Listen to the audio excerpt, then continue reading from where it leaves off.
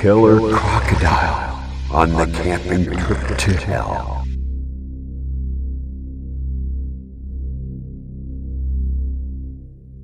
Hello everyone, I'm Doron, your guide. Very nice to meet you. Does everyone like camping? Most people are fond of it. I also loved it too. Telling scary nighttime stories while sitting around the campfire enjoying the twinkling stars above. But let me tell you about the most horrible camping trip I ever experienced during my junior year in high school. I'll never go camping again after my weekend journey from hell. Our homeroom teacher secretly arranged a surprise weekend getaway at a pristine nature reserve where we planned to spend a night camping alongside a beautiful hidden lake surrounded by a huge, natural, untouched forest wilderness area. After a 30-minute bus ride, we arrived at our destination and were warmly greeted by our wilderness guide.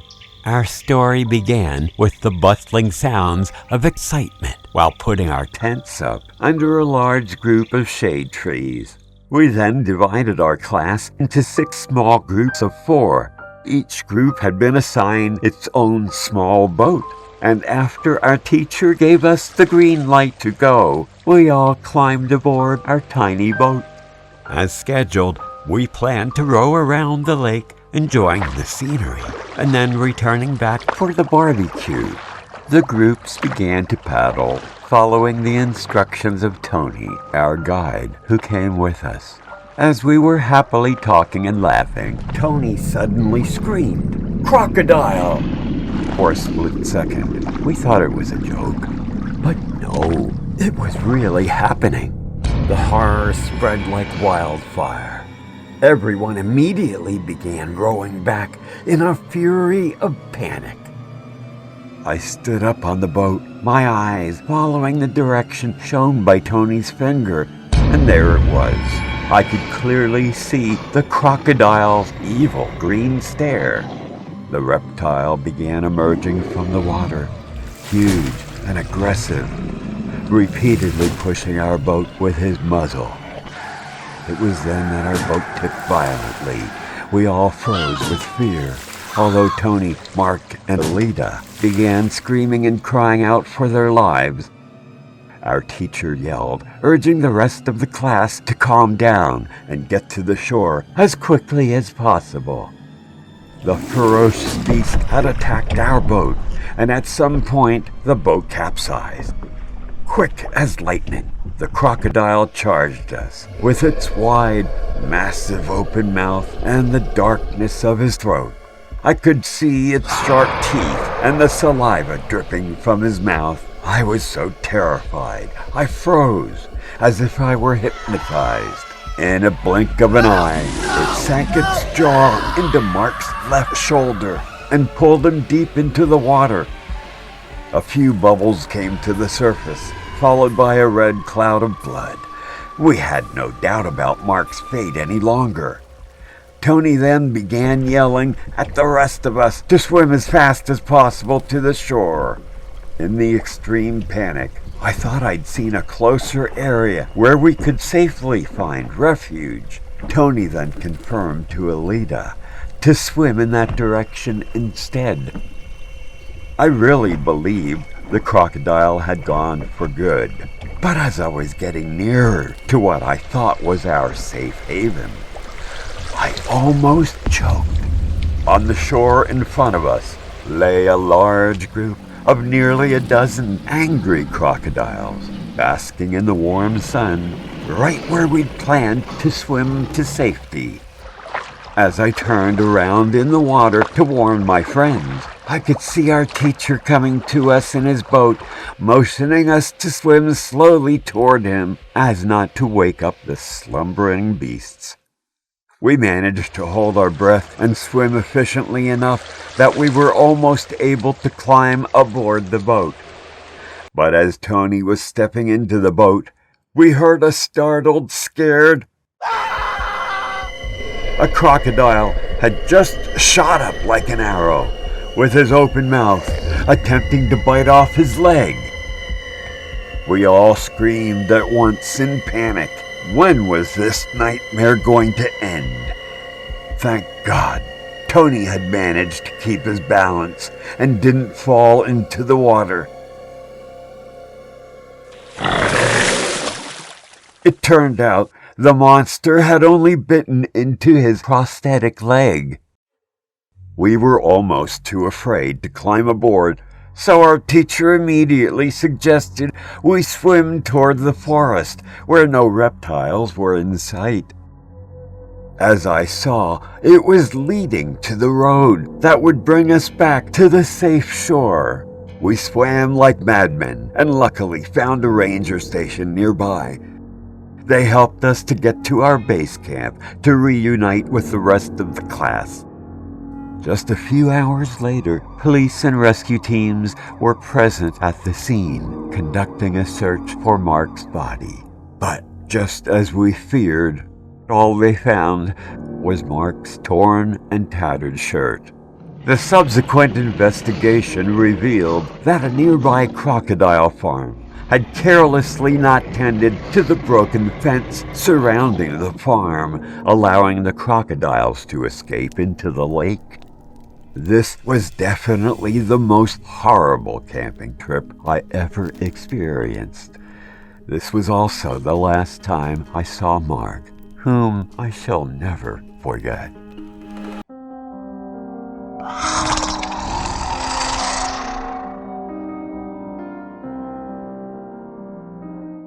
One full weekend, Fallon and I went wild boar hunting the mountains. We had heard of new hunting grounds that were supposed to be particularly scenic and whose wild game was incredible. It took us 5 hours by car to reach the entrance of the park, followed by a 2-hour hike to be at the specific area, which was said to have the most wild boars. On the occasion of this trip, Fallon gave me a gun as a gift. I was so glad and excited that I immediately threw it over my shoulder. It looked really cool. At the beginning of the hunting expedition, the first animal that we encountered was a deer. Yet we were so engrossed in our quest for a wild boar that we left the path to go deep inside the forest. And inevitably, we got lost. Both Fallon and I had been Boy Scouts and had the necessary orientation skills, yet it was still impossible to find our way out of the dense woods. After what felt like an eternity, we finally found a trail. At the end of the trail, our ray of hope was materializing in the form of a wooden house, presumably a former hostel or lodge that looked like it had been abandoned a long time ago. My friend and I still decided to go inside to take a break and grab a bite. Fallon then remembered the park had a research center that dated back to wartime, and we figured this was it. As we stepped inside, we discovered a large space filled with charred wood, the tile floor littered with what looked like coals and fragments of animal bones, as well as several scattered shovels. At the back of the room, a bed was nestled in a corner and was covered with a blanket, as if someone was still sleeping there. We figured this person had just left for the day and would be back any time, possibly to help us find the trail back. But before I could even drop my backpack on the floor, I heard a strange noise coming from the front door. A gray-haired, bearded old man appeared at the doorstep with a hunting rifle pointing in our direction, looking at us with fierce eyes and an angry expression. Fallon and I raised our hands in panic, and I immediately told him to stay calm, as we were lost and simply needed help. He almost interrupted me and yelled, "Tony, time to eat," before laughing hysterically and slamming the door shut behind him. We immediately heard a wild roar and the noise of an animal scratching the floor and running in place. Panic hit both of us, and we froze in terror. But in the blink of an eye, Fallon was thrown in the air, screaming his lungs out. What was happening? While I tried to make sense of this crazy situation, a monster was staring at me, growling, and its mouth was covered in blood. I could see it more clearly now, and it looked very much like a human being, but didn't fully stand up. It was very muscular, extremely hairy, and with abnormal large shoulders. The monster gained momentum before charging towards me, but he was sufficiently far that I was able to pull out my gun and quickly fire several bullets towards his chest. The beast was hit by several shots and went crazy, howling and getting much nearer. Before I could react, I was lifted into the air and pressed against the wall. The monster was squeezing my neck, and the more I struggled, the more the grip got tighter. It seemed that my shots worked, and I could feel the monster gradually losing its strength until it completely released me. It then fell backwards, panting heavily. The man had witnessed the whole scene and ran to him, hugged him tight, and cried heavily. After losing so much blood, the monster stopped breathing a few minutes later, and the frail old man was all sobs and tears, as if mourning the monster. He didn't show any sign of resistance as I tied him up and used his cell phone to call 911. While we waited for the ambulance and the police to arrive, he started explaining that the monster lying in the pool of blood was his son. Following a brief illness, his teenage son fell into a coma, with most of his organs having failed.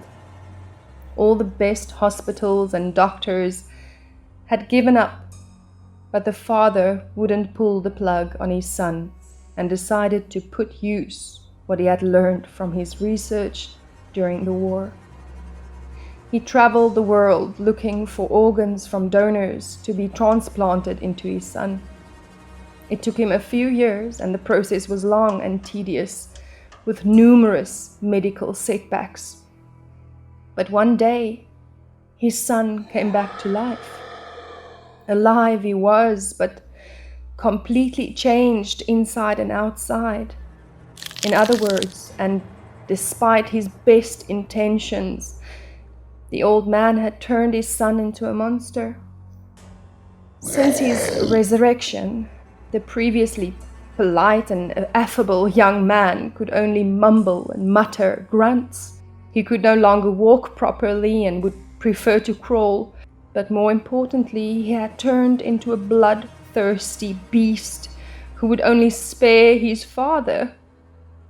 The latter, aware that his son was now completely abnormal and a hazard for anyone near him, decided to move for good to the forest, far away from civilization.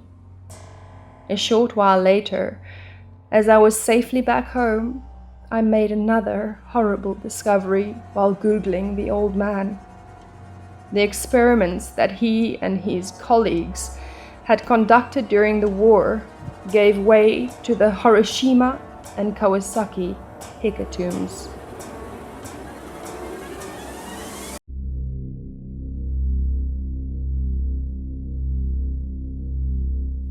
Life is unbelievably difficult for those ethnic minorities living on the Yangtze River in China.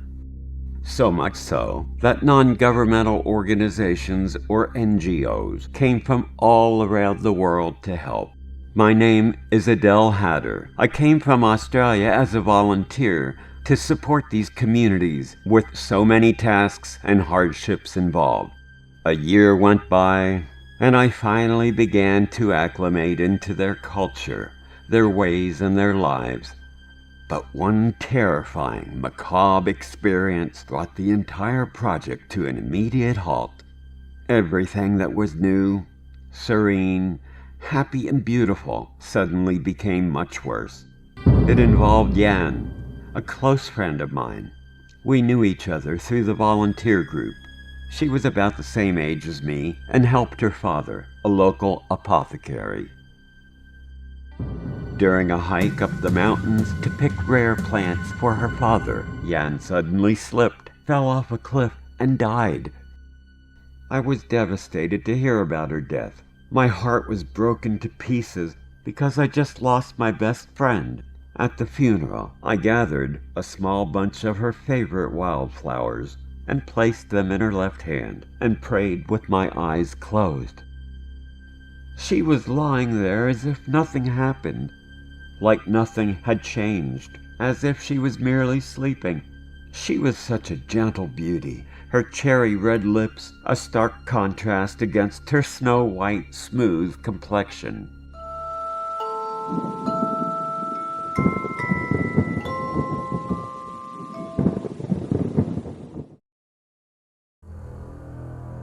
About 2 days after the burial, I was working in my cabin when I heard a loud knock on the door coming from outside. I opened the door and found Jan's sister, looking so terribly sad, anxious, and scared. Tears were running down her cheeks as she told me that Jan's grave had been dug up by someone and that her body was now gone. I was speechless, and chills ran up and down my spine. I was so shocked that my legs began trembling, and I almost couldn't stand on my feet any longer. But I mustered up my courage and immediately accompanied Jan's sister and a few of the other volunteers to come to the grave. When we arrived, we saw the tomb had been destroyed, most likely by a shovel. Soil and stones everywhere, and the tombstone had been knocked over, and the lid of the coffin was open, with brown stains and a few maggots. This was the saddest and most revolting scene I had ever witnessed.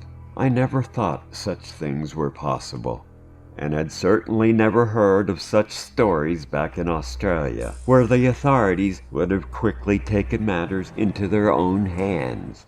I felt exhausted and distraught, so I decided to go to bed early.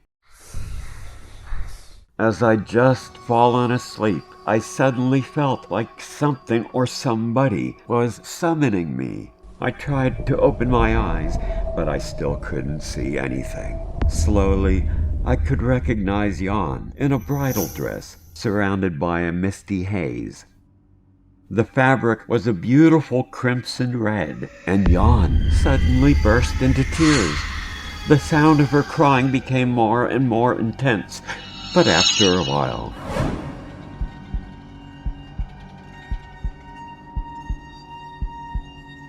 she vanished. Was it just a dream? It all seemed so real. The rest of that night I only managed to sleep for a few hours. My mind was so full of emotions. My thoughts were scrambled. Several nights later, I dreamed of Jan again. This time, the scenery was different, and I was walking down the village's main street. I could see Jan from a distance, standing in front of a bridal shop, but as I got nearer, she disappeared again. Again on this night, I couldn't sleep. I was so nervous and began sweating profusely.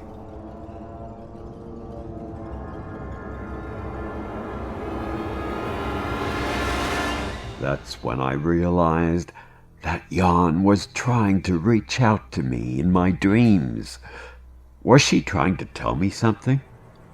The following day, I went to a nearby bridal shop as soon as it opened. After questioning the clerk, he told me that a strange visitor had been at the store. He identified that man as Pao. He was an unemployed young man who recently bought a wedding dress that cost about 200 yen. Then he came back a couple days later to buy makeup, accessories. The salesman found that a bit strange, given Pao's financial situation, but he did not question it. He was just too happy to make the sale. I immediately texted that information to Jan's sister, and we went to Pao's house together. Since I didn't know what to expect from this visit, I was impatient and terrified. I knew he'd been pursuing Jan for a long time, but she rejected him on numerous occasions. Deep down, I suspected that he was linked to the disappearance of Jan's body. We broke the door, opened it, and rushed inside. The whole house reeked, with the stench of death making us both instantly nauseous and on the verge of vomiting. We didn't think about what we were doing. We just entered each room with our noses covered, only to find Jan's body lying on a bed against the wall. Pal was hugging and lulling the corpse to sleep, and on the wall behind, a large crimson sea seemed to be blessing the macabre embrace.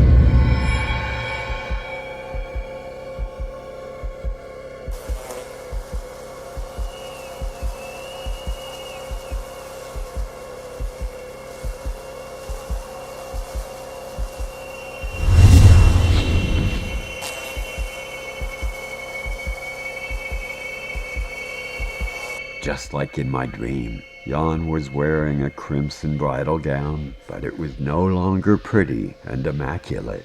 The whole dress was covered with a brownish, wet filth, as the rotting flesh had perspired through the fabric. Critters were surrounding the decaying corpse. They were busy feasting on the shreds of skin and the various matters that had oozed out of the body orifices.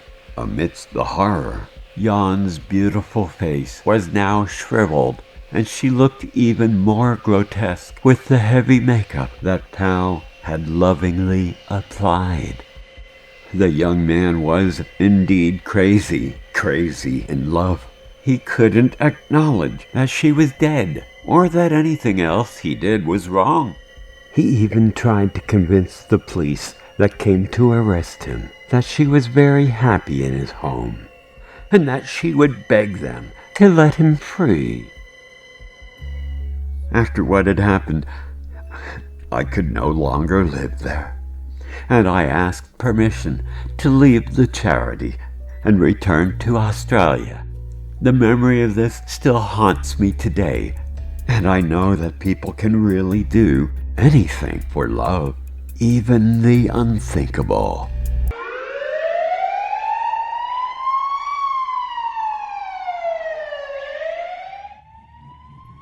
Hello, my name is Brian, and I'm a detective within the Chicago Police Department. In the course of my investigating career, I've encountered my share of horrific and disturbing cases. But one case in particular has been haunting me and my colleagues until now, and today I will tell you all about it. And with the exception of the police and a couple law enforcement officers, no one else ever knew about it. See, the case wasn't even disclosed to the press, given how horrifying it was. The year was 1998. I was patrolling the city when the police radio dispatcher reported that a serious accident had just occurred 2 blocks away from my location. I naturally rushed to the scene, where I saw a car had crashed into a pizza parlor around the corner. The driver had apparently lost control of the vehicle and landed in the pizza parlor. Fortunately, there was no one in the kitchen, and the driver only suffered light injuries. My colleagues and I went inside to examine the crash more closely, and that's when we stumbled upon an absolutely horrifying secret.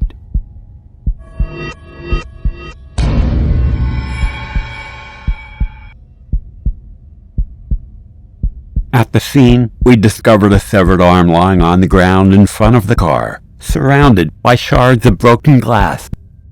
Upon seeing this, the pizza parlor owner next to us immediately turned pale and fell to the floor. Something didn't click with the owner, and my guts were telling me there was something suspicious about him. I casually asked to have a look around the kitchen, and after a brief hesitation at first, he allowed us to carry out our mission. We were quite thorough in our search, and after a while, I began to wonder whether we would find anything that would help us with our investigation. But then I saw the freezer had been partially hit open by the car, and I immediately got the feeling that this was where the severed limb was coming from. In fact, it was mostly filled with ham, bacon, crab sticks, etc. The usual suspects when it comes to a pizzeria. But as I got closer, I discovered that there were 2 larger freezers hidden behind it. I began moving the bacon boxes, and there it was.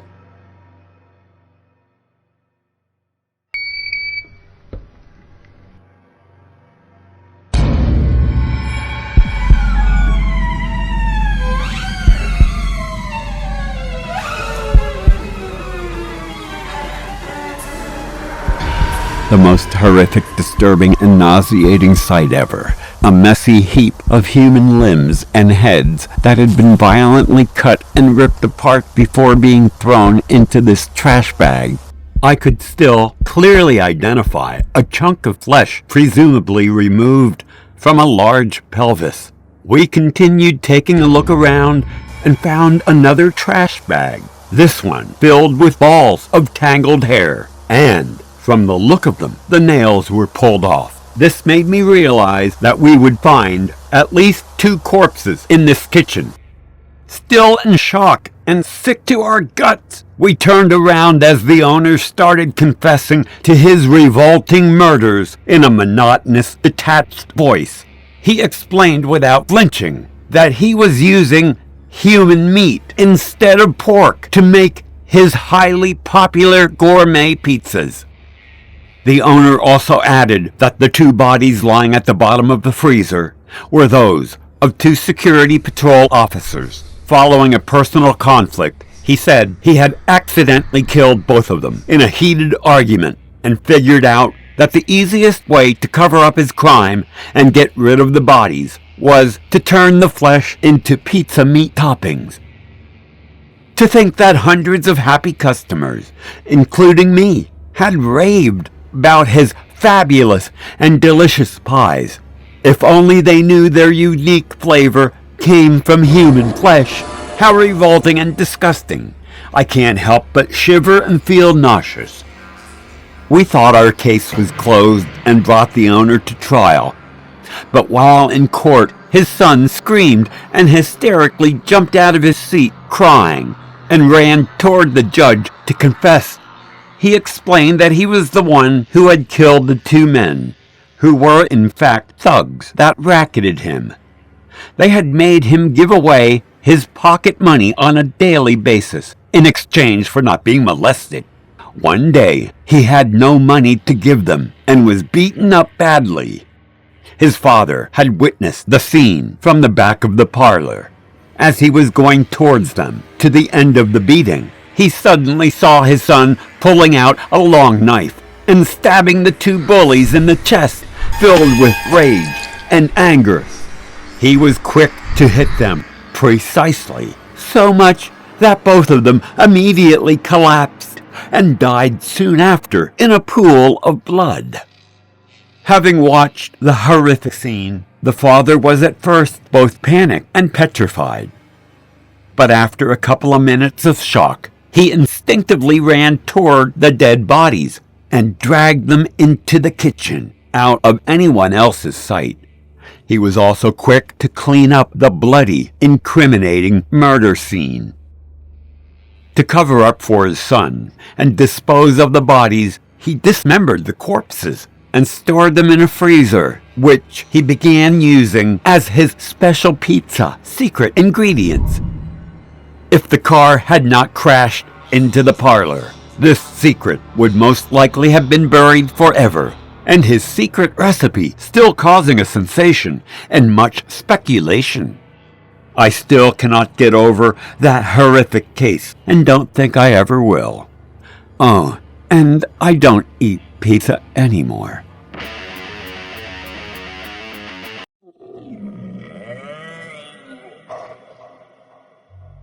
I just received word that my father's gone missing for more than a week.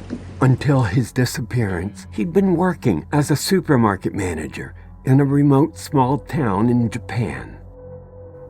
In a recent email, he told me a creepy story while advising me that in the event of his disappearance, or if anything happened to him, I should not start looking for him and protect myself.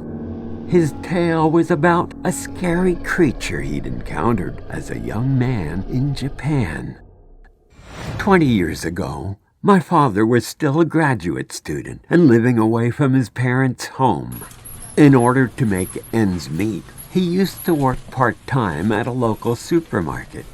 Because the rental price of the studio he was living in was quite high, he decided to move to a cheaper room located in a quiet part of town. Sometimes my father would work rather late, and one evening, a little past 11 o'clock at night, he left the store, absolutely famished, and decided to look for a place to eat before going home, where he knew his fridge and cupboard were empty. He finally found the noodle shop and decided to enjoy a steaming hot bowl of rich Python ramen.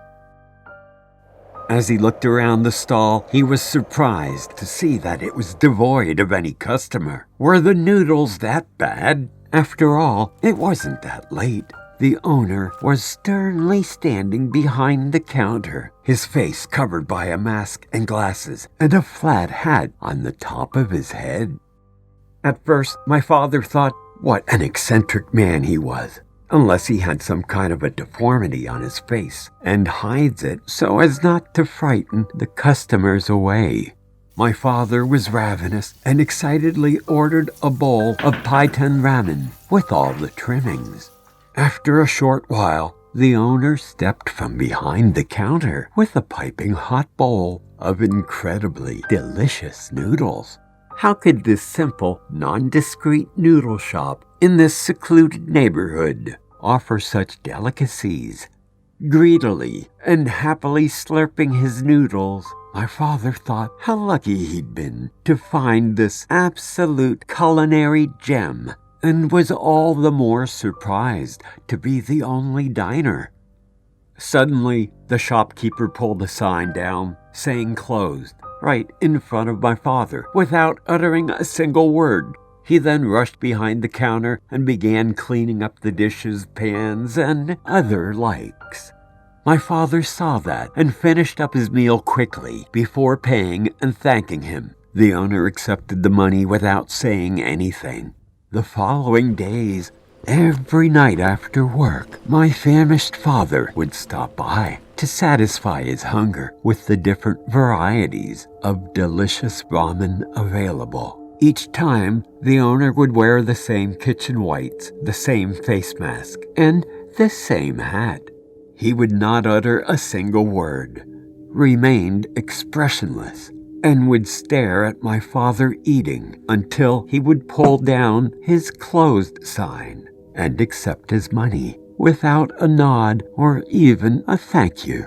In fact, my father had many times hoped to strike up conversation since there were no other customers to accommodate, but to no avail. One evening, my father thought of going with friends for dinner after work. He invited his best friend from work to come over to the shop to eat the delicious noodles. Both excitedly walked up the alley in anticipation of the delightful meal. But when they arrived, the noodle stall was nowhere to be found. Where and why had it disappeared? My father scratched his head in confusion and embarrassment. Why is it that the stall is open every day except when he comes with friends? My father looked around and didn't know what to say. But his friend took no umbrage nor offense and suggested that they come back another time. However, my father felt bad about this awkward event. He soon noticed that every time he'd go alone, the noodle truck was there open, whereas when he'd go with his friend, the stall would be closed or absent. He repeatedly asked the noodle man as to why he would be closed on these specific days, but each time his questions were met with a creepy silence. Feeling like he'd become an object of too much attention, my father stopped going to the noodle shop after work and started leaving work earlier or walking home using a different itinerary. But no matter what, he still encountered the cart on his way. My father had figured out that the noodle man was peculiar and probably had a troubled history. He decided to learn more about him, and he was shocked at what he found out. Yet he still didn't believe it and wanted to see the truth for himself. A few days later, he deliberately left work late and walked up the usual alley to meet the street vendor. Even though he was shivering deep down, his heart beating wildly, my father still managed to keep his composure and walked up to the owner. He pointed at a bowl of shiro ramen and asked him to add more vegetables and meat. He looked over the counter to pick up the bowl, but suddenly screamed that it was filled with large, fat worms. Upon hearing so, the owner immediately bent down to look at the bowl of noodles. Taking that opportunity, my father violently pulled away the mask from the man's face, immediately exposing his shocking and staggering physiology. His face was flat without contours. His skin was smooth and taut. He had neither eyes nor hair and was all the more frightening. My father just had a confirmation of what he feared all along. The man was in fact the Faceless Ghost. Legend has it that whenever a faceless ghost preys on someone, it will appear at any time and won't let that person go. It'll follow the victim wherever they go and constantly appear on their path until they die. My father did manage to escape then. However, the spirit warned him that he would return every 20 years until he was found. This year marks the 20th anniversary of this cryptic story.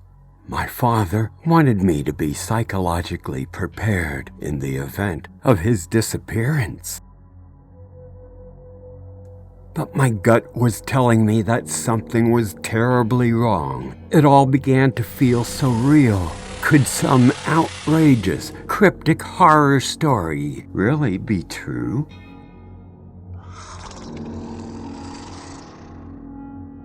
It's been a week now, and I feel that I have to do something quickly. I flew to Japan searching for my father.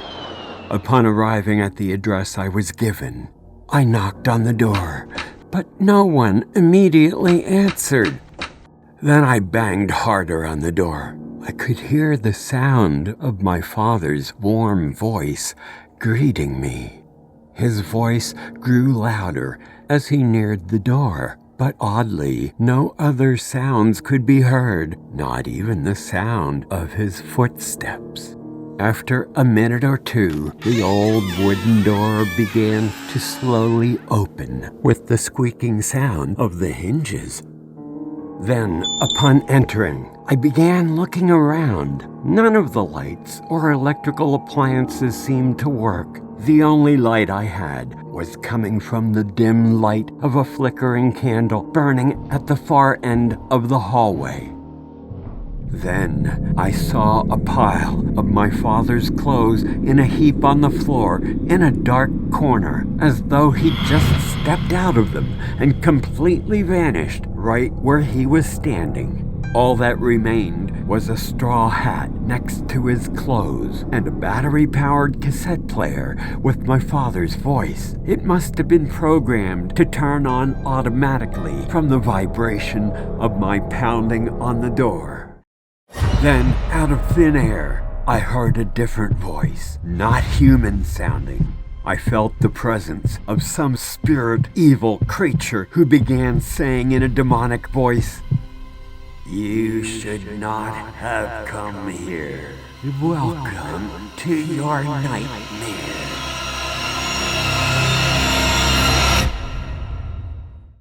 Afterwards, the police conducted an investigation. They followed the trail left from my cell phone. After arriving, the police reported finding 2 cell phones and 2 piles of clothes. After the investigation, news sources reported 2 missing people who'd never been seen again, along with a letter that warned, "There is real evil in this world. Be careful when these doors are opened. Your nightmares become a reality."